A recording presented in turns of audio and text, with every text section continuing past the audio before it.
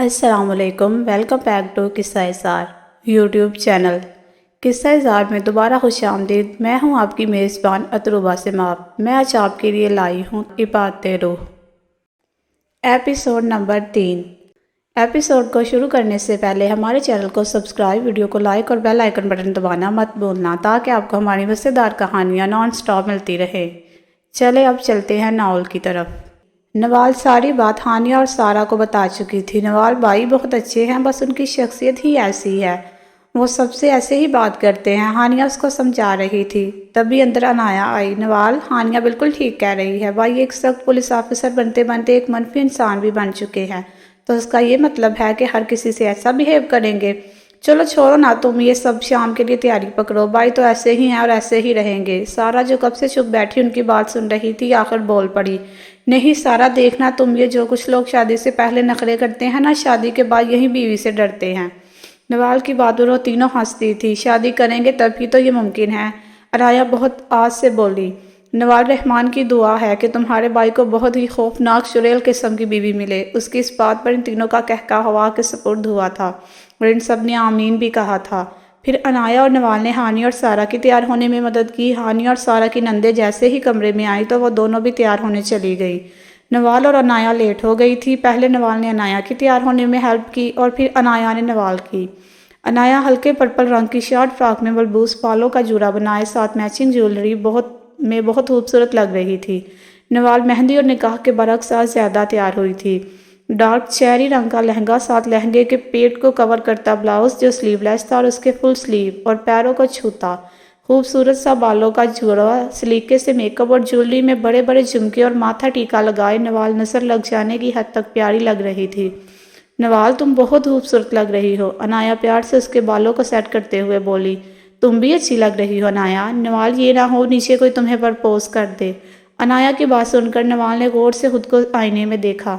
نہیں کرتا، نوال یہ کہتے ہی اپنی ہیل پہن کر باہر جانے کے لیے تیار ہو گئی۔ چلو عنایہ، ابھی ہم نے دودھ پلائی کی رسم بھی کرنی ہے۔ ہاں میں تو بھول ہی گئی، عنایہ ماتھے پر ہاتھ رکھتے ہوئے بولی۔ عنایہ اور نوال ہاتھ میں ٹرے پکڑے سٹیج پر پہنچی۔ وہ دونوں ساتھ چلتے ہوئے بالکل پریاں لگ رہی تھی۔ وہاں موجود بہت سے لڑکے نوال کی خوبصورتی میں کھو سے گئے تھے، پر نوال کو کیا لینا دینا ان سے، وہ تو مسکراتی ہوئی اپنی بہنوں کو دیکھ رہی تھی۔ کتنے پیسے چاہیے اس 2 گلاس دودھ کے بدلے آپ دونوں کو؟ زیادہ کچھ نہیں، ان 2 گلاسوں کی قیمت بس 2 لاکھ ہے، عنایہ مزے سے بولی۔ کیا؟ حنان اور سنان اکٹھے بولے تھے۔ یہ کیا بات ہوئی، ہم آپ کو 2 لڑکیاں دے رہے ہیں اور آپ ہمیں 2 لاکھ نہیں دے سکتے؟ عنایہ پھر سے بولی۔ کیا کرو گی تم دونوں اتنے پیسوں کا؟ دیکھیے آپ دونوں میری دونوں دوستوں کو لے کر جا رہے ہیں، ہمیں ان کی یاد آئے گی تو ہم ان پیسوں سے پارٹی کر کے ان کی یاد کو کم کرنے کی کوشش کریں گی۔ اب کی بار نوال بولی تھی۔ اس کی بات پر وہاں موجود سب نے کہکا لگایا تھا۔ بس ٹھیک ہے، بچیوں کو منہ مانگی قیمت ملے گی، حنان اور سنان کے والد اپنی جیب سے پیسے نکالتے ہوئے بولے۔ پیسے لیتے ہی نوال اور عنایہ نے ان کو شکریہ کہا اور دودھ کے گلاس حنان اور سنان کو پکڑائے۔ چل میری شہزادی، اپنا کام تو ہو گیا، نوال دودھ کے خالی گلاس پکڑتے ہوئے بولی۔ نوال ٹیبل پر اکیلی بیٹھی موبائل میں ٹیکسٹ دیکھ رہی تھی جب ایک 23 سے 24 سالہ نوجوان اس کے ٹیبل کے سامنے والی کرسی پر بیٹھ گیا۔ ٹھیک اسی ٹیبل کے ساتھ والے ٹیبل پر سرین بھی اپنے دھیان میں بیٹھا۔ نوال نے اس نوجوان کی جانب دیکھا جو دیکھنے میں اچھا خاصا خوبصورت تھا، جو نوال کو ہی دیکھ رہا تھا۔ جی میں نے آپ کو پہچانا نہیں نوال؟ رائٹ، جی نوال ہی ہوں میں سعد حسین، وہ اپنا ہاتھ آگے کرتا ہوا بولا۔ نوال اس کی بے باکی پر حیران تھی۔ نوال اس کا ہاتھ اگنور کرتی ہوئی بولی، آپ سعد ہو یا رفیق، میرا آپ سے کوئی لینا دینا نہیں، لہٰذا آپ ہمارے مہمان ہیں تو پلیز مہمان بن کر رہیں۔ سعد اس کی بدتمیزی کو اگنور کرتا ہوا بولا، میں تو بس تم سے بات کرنا چاہتا تھا۔ چلے ٹھیک ہے بھائی، یہ شادی ہو جائے پھر آپ ہمارے گھر آتے جاتے رہیے گا، پھر آپ کی یہ بہن اپنے بابا اور بھائی کے سامنے بیٹھ کر خوب آپ سے بات کرے گی۔ نوال آنکھوں میں غصہ اور ہونٹوں پر مسکراہٹ لے کر بولی اور وہاں سے اٹھ گئی۔ سعد اپنی اتنی میٹھی انسلٹ پر بھی ہنس کر وہاں سے اٹھ کھڑا ہوا۔ زرین اس خوبصورت ابصرہ کے حسن اور اس کے الفاظ کو سن کر ہنس دیا۔ زرین کو جب اپنے ہونٹ مسکراتے ہوئے محسوس ہوئے تو جلدی سے خود پر سنجیدگی کا پردہ اٹھ گیا۔ اس نے ایک نظر گور کر جاتے ہوئے سعد کو دیکھا تھا اور اندر ہی اندر اس کا نام دہرایا، سعد حسین۔ رخصتی کا شور اٹھا تھا۔ باسط اور زرین بھائی ہونے کا پورا فرض ادا کیا تھا اور رحمان صاحب نے ایک باپ۔ ہانیہ اور سارہ اتنا ماں اور بھائی کے گلے لگ کر نہیں روئی جتنا نوال کے گلے لگ کر روئی تھی۔ نوال کی بھی آنکھوں میں آنسو تھے۔ ماحول بالکل آبدیدہ ہو گیا تھا جب نوال ہانیہ سے بولی بس کرو یار، اب یہیں کھڑے رہنا ہے، جاؤ بھی، اب سارا موڈ اور میک اپ خراب کر دیا تم لوگوں نے، اپنا بھی اور میرا بھی۔ حنان بھائی اور سنان بھائی کو ڈرانا ہے کیا ایسے؟ نوال سارا کا منہ صاف کرتے ہوئے بولی۔ اس کی بات پر سب مسکرا اٹھے۔ بہت سی دعاؤں کے ساتھ ان کو رخصت کیا گیا۔ آج ولیمہ تھا۔ ہانیہ اور سارا کے چہرے پر حیا کے رنگ کھلے تھے۔ سبھی آ چکے تھے، بس باسط اور نوال ابھی تک نہیں پہنچے تھے۔ سبھی ان دونوں کا پوچھ چکے تھے۔ سعدیہ بیگم تو بتا بتا کر سب کو تھک گئی تھی کہ نوال نے گفٹ نہیں لیا تو وہ باسط کے ساتھ پہلے وہی لینے گئی ہے۔ عنایہ کو نوال کی کمپنی میں بہت مزہ آتا تھا۔ وہ بھی کافی دفعہ پوچھ چکی تھی، بار بار ادھر ادھر نظر دورا رہی تھی، پر ابھی تک نوال نہیں آئی تھی۔ سب سے بے تاب نظر تو سرین کی تھی۔ وہ خود بھی اپنی کیفیت سے انجان تھا۔ وہ ایک بار باسط کو کال کر چکا تھا اور باسط نے کہا تھا کہ بس پہنچنے والے ہیں۔ سب خوشخبریوں میں مصروف تھے جب سامنے سے نوال اور باسط آتے ہوئے دکھائی دیے۔ زرین تو نوال کو دیکھ کر کھوس آ گیا تھا۔ وہ ایسا بالکل نہ تھا، وہ ایک سنجیدہ اور لڑکیوں سے ذرا فاصلہ رکھنے والا شخص تھا۔ پر نوال نے زرین کے دل میں اپنے لیے جذبات جگا دیے تھے۔ اس بات سے زرین بخوبی واقف تھا، پر جان بوجھ کر خود سے مکر رہا تھا۔ نوال بلیک ساڑی پہنے، لمبے بالوں کی خوبصورت پونی کیے، کانوں میں جھمکے ڈالے، وہ بہت خوبصورت لگ رہی تھی۔ باسط اور نوال چلتے ہوئے ہانیہ اور سارا کے پاس آئے اور باری باری ان سے ملے۔ نوال نے گفٹ سامنے ٹیبل پر رکھے اور ان کے ساتھ باتوں میں مصروف ہوئی۔ باسط وہاں کچھ دیر بیٹھا اور وہاں سے اٹھ کھڑا ہوا۔ باسط اسٹیج سے نیچے اتر رہا تھا اور عنایہ نوال کے پاس جانے کے لیے اوپر پاس سے گزرتے باسط نے عنایہ کو دیکھ کر ذرا اونچی آواز میں ماشاءاللہ کہا، جو عنایہ بخوبی سن چکی تھی۔ عنایہ اپنا سر جھکا کر اوپر کی جانب بڑھ گئی۔ عنایہ نوال کے گلے ملی۔ نوال یہ کیا طریقہ ہے؟ تم تو مجھے بول ہی گئی، میں کب سے تمہارا انتظار کر رہی تھی، میرا یا باسط بھائی کا؟ نوال ہنستے ہوئے بولی۔ نوال یار، ہاں عنایہ یار۔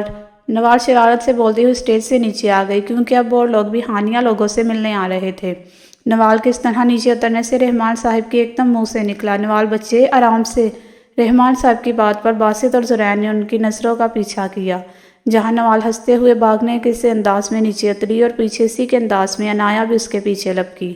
ماموں، اب نوال چھوٹی بچی نہیں رہی، ماشاءاللہ بڑی ہو گئی ہے، اپنا خیال رکھ سکتی ہے، اور اب آپ فکر چھوڑ دے، اب اس کا بھائی اور اس کی ماں جیسے پھپھو اس کے پاس ہیں۔ باسط محبت پاش نظروں سے نوال کو دیکھتے ہوئے بولا۔ باسط، اولاد کی آگے اولاد بھی ہو جائے نا تو وہ تب بھی اپنے ماں باپ کے لیے بچے ہی ہوتے ہیں، کیوں سرین میاں؟ رحمان صاحب چپ چاپ اسی جانب دیکھتے ہوئے سرین سے بولے۔ جی بالکل ایسا ہی ہے، وہ ان کی جانب مڑتا ہوا بولا۔ اچھا زرین، پھر تم بھی کوئی اچھی لڑکی ڈھونڈو تاکہ تمہاری شادی بھی باسط کے ساتھ ہی کر دی جائے۔ ماموں جان، کہیں یہ شادی کر ہی نہ لے، اگر کرنی ہوتی تو کب کی کر چکا ہوتا۔ مطلب؟ ابھی باسط کچھ کہتا اس سے پہلے ہی زرین ایک دم سے بول پڑا۔ کچھ نہیں ماموں، ایسے کیسے کچھ نہیں؟ باسط بتاؤ بھائی، کیا مسئلہ ہے؟ اس کی بچپن کی منگ آسٹریلیا میں ہے، وہاں اکیلی ہوتی ہے علینا، تو وہ واپس نہیں آ رہی کیا؟ ماموں وہ تو واپس آ جائے گی، پر یہ صاحب ان سے شادی نہیں کرنا چاہتے۔ زرین بچے، اللہ اس بچی کو بھی ہدایت دے اور تمہیں بھی۔ زرین بس باسط کو کھا جانے والی نظروں سے دیکھ سکا۔ رحمان صاحب یہ کہتے ہی وہاں سے اپنے ایک جاننے والے کی طرف بڑھ گئے۔ بکواس بند نہیں رکھ سکتا؟ کیا ضرورت اس لڑکی کا ذکر ماموں کے سامنے کرنے کی؟ زرین غصے سے باسط کو کہتا ہے۔ زرین ویسے تجھے کیوں چڑ ہوتی ہے ان کے نام سے؟ تیری بچپن کی پسند ہے علینا بابی۔ شٹ اپ باسط، میں اس کو ایسا کوئی حق نہیں دیتا جس کی بنا پر تو اس عورت کو بابی کہے۔ میری اس سے منگنی تک نہیں ہوئی، اس کے لیے یہ رشتہ اہم ہوتا تو وہ امی کے ایک بار کہنے پر پاکستان آ جاتی۔ زرین کچھ زیادہ ہی غصہ کر گیا تھا۔ باسط بس اس کو چپ چاپ باہر جاتے دیکھنے لگا۔ یہ کیا تھا؟ یہ کبھی ایسے ریئیکٹ نہیں کرتا رینا کے نام پر۔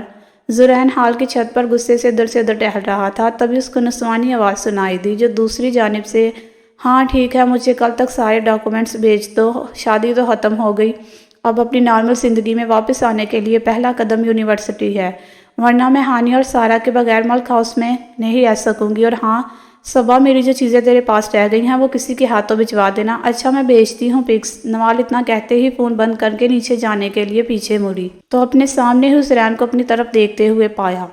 زرین ایک خوبصورت جوان تھا۔ نوال پہلی بار بھی اس کی سنجیدہ آنکھوں میں کھو گئی تھی، اس لیے نوال نے اب کی بار اس کی آنکھوں میں دیکھنے کی جرات نہ کی تھی۔ نوال نظریں نیچے جھکائے ہوئے ہی بولی، میں آپ کے پیچھے نہیں آئی، کسی خوش فہمی میں نہ رہیے گا، اب ہٹے، مجھے نیچے جانا ہے۔ مقابل کی جانب سے کوئی جواب نہ پا کر اس نے زرین کی جانب دیکھا۔ زرین اپنی آنکھوں میں ڈیروں غصہ اور جذبات لیے نوال کو دیکھ رہا تھا۔ نوال کو اس کی خاموشی سے وحشت محسوس ہو رہی تھی۔ کیا مسئلہ ہے؟ مجھے نیچے جانا ہے، وہ اب زرین کے پاس جاتے ہوئے بولی۔ زرین نے ایک دم سے اس کو پکڑ کر دروازے کے ساتھ لگایا۔ یہ کیا بدتمیزی ہے؟ نوال اپنے آپ اس سے دور کرنے کی ناکام کوشش کرتے ہوئے بولی۔ نوال رحمان، مجھ سے میری سوچوں سے دور رہو، تم مجھے جانتی نہیں کہ میں کیا چیز ہوں، تم مجھے جیل نہیں پاؤ گی، دور رہو مجھ سے، زرین ڈانٹتا ہوا بولا تھا، جبکہ نوال اس کی باتوں کا مطلب نہیں سمجھ سکی۔ چھوڑے مجھے، آپ پاگل ہیں؟ نوال اپنی آنکھوں میں آنسو لیے ہوئے بولی۔ ہاں میں پاگل ہوں، تمہارے لیے اچھا ہے کہ تم اس پاگل سے دور رہو۔